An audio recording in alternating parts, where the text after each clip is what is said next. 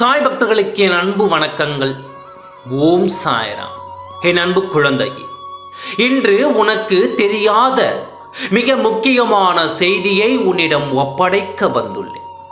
உன்னிடம் எல்லாம் இருந்தும் எதுவும் இல்லை என்று கண்களை கசக்கிக் கொண்டு வாழ்க்கையை வெறுத்து இருக்கிறாய். உன்னிடம் இருப்பதை தெரியாமல் தான் நீ இப்படி இருக்கிறாய் என்பதை நான் புரிந்து கொண்டேன்.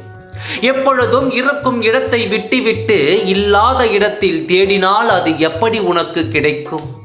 நீ தொலைத்த இடத்தில் அதை நீ தேட வேண்டும்.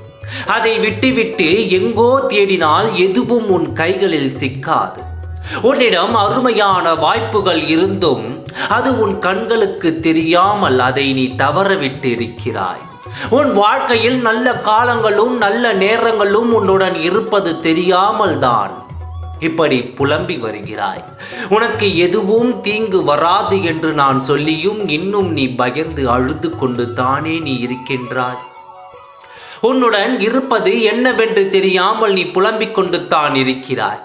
சுற்றி இருப்பவர்கள் நீ வெறும் கையில் இருக்கிறாய் என்று சொல்லிவிட்டால் உன்னிடம் ஒன்றும் இல்லாமல் போய்விடுமா என்ன? நீ ஏன் அவர்களின் வார்த்தைகளுக்கு எல்லாம் பயந்து இருக்கிறாய்? முதலில் உன்னிடம் என்னென்ன இருக்கிறது என்பதை வைத்துக்கொண்டு எப்படி முன்னேறுவது என்று பழகிக்கொள். வெறுமையாக தேவையில்லாததை நினைத்து கொண்டு என் வாழ்க்கை முடிந்து விட்டது என்று உன் வாழ்க்கையின் முடிவை நீயே எடுத்து விடாதே.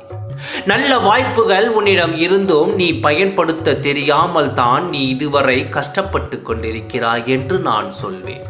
முதலில் நீ எதிர்மறையான இல்லத்தை நீ தூக்கி போடு. அப்பொழுதுதான் உன் இல்லத்தில் என்ன இருக்கிறது என்பதை நீ புரிந்து கொள்வாய். உன்னிடம் இருக்கும் எதிர்மறை எண்ணம் தான் இது நாள் வரை உன் வாழ்க்கையில் தோல்வி அடைய வைக்கிறது என்பதை முதலில் நீ புரிந்து கொண்டாலே அடுத்த அடி நீ எடுத்து வைத்து விடுவாய்.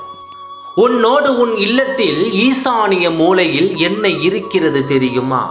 இன்றாவது அதை தெரிந்து கொள். நல்ல நேரம் என்று உனக்கு வந்ததால் தான் அதை பற்றி நீ தெரிந்து கொள்கிறாய். உன் இல்லத்தில் ஈசானிய மூலையில் உன் குலதெய்வம் அமர்ந்து இருக்கிறது. உனக்கு நல்லது செய்ய வேண்டும் என்று அங்கு காத்திருக்கிறது. இப்பொழுதாவது தெரிகிறதா? உன் ஈசானிய மூலையில் விளக்கு ஏற்றி நீ உன் குல தெய்வத்தை வழிபடு. அப்படி வழிபாடு செய்தால் எல்லா தடங்களும் நீங்கி உனக்கு நடக்க வேண்டிய நல்லதுகள் காரியங்களை நடத்தி கொடுக்கும்.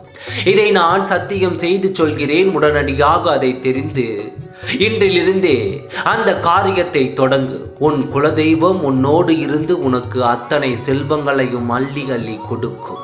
உன் சாயப்பா நான் இருக்கிறேன், எதற்கும் பயப்படாதே. ஓம் சாய்ராம். நன்றி, வணக்கம்.